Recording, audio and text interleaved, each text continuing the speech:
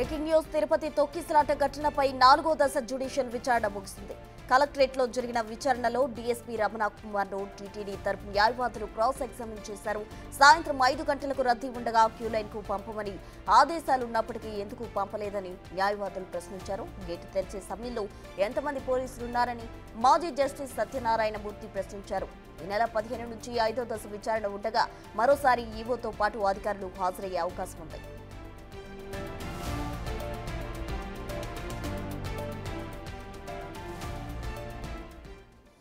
తిరుపతి తొక్కిసలాట ఘటనకు సంబంధించి 4వ దశ విచారణ ముగిసింది. దీనికి సంబంధించి పూర్తి డీటెయిల్స్ మా ప్రతినిధి దామోదర్ అందించేందుకు సిద్ధంగా ఉన్నారు. దామోదర్, ప్రస్తుతం తిరుపతి వైకుంఠ ఏకాదశి సందర్భంగా తిరుపతిలో జరిగిన తొక్కిసలాటకు సంబంధించి జ్యుడిషియల్ కమిటీ చైర్మన్ మాజీ జస్టిస్ సత్యనారాయణమూర్తి 4వ దశ విచారణను తిరుపతి కలెక్టరేట్ లోని తన కార్యాలయంలో నిన్న నిర్వహించారు. ఈ విచారణకు మాజీ సివిఎండ్ఎస్ఓ శ్రీధర్ తో పాటు అదేవిధంగా డిఎస్పీ రమణ కుమార్, టీటీడీ ఉద్యోగి హరినాథ్ రెడ్డి, మరికొంతమంది సిబ్బంది హాజరయ్యారు. ఈ సందర్భంగా రమణ కుమార్ ను టీటీడీ న్యాయవాదులు క్రాస్ ఎగ్జామిన్ చేశారు. ఈ సందర్భంగా ఏదైతే ఎందుకు తలుపు తెరవాల్సి వచ్చింది అంటే కేవలం ఒక వృద్ధ మహిళ తీవ్ర అస్వస్థతకు గురి కావడంతో తలుపు తెరవాల్సి వచ్చిందంటూ చెప్పుకొచ్చారు. అయితే 5 గంటల సమయానికే అన్ని క్యూ లైన్లకి మిగతా అన్ని చోట్ల ఏదైతే భక్తులను లైన్ లేకి పంపించినప్పుడు మీరెందుకు అంతసేపు వరకు వెయిట్ చేయాల్సి వచ్చింది, అసలు ఏదైతే పార్కింగ్ పద్మావతి పార్క్ లోకి పంపాలని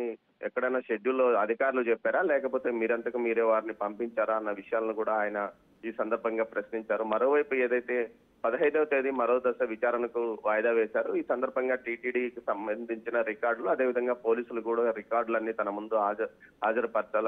ముందు ప్రవేశపెట్టాలని కూడా సత్యనారాయణమూర్తి ఆదేశించారు. ఈ నేపథ్యంలో ఈ కేసును 15వ తేదీకి వాయిదా వేశారు. 15వ తేదీ జరిగే విచారణకు మాజీ జేఈఓ గౌతమిరెడ్డి ఐఏఎస్ తో పాటు మిగతా ఉన్నతాధికారులు కూడా హాజరయ్యే అవకాశం ఉందని తెలుస్తోంది. ప్రస్తుతం రైట్ దామోదర్, థ్యాంక్ యూ.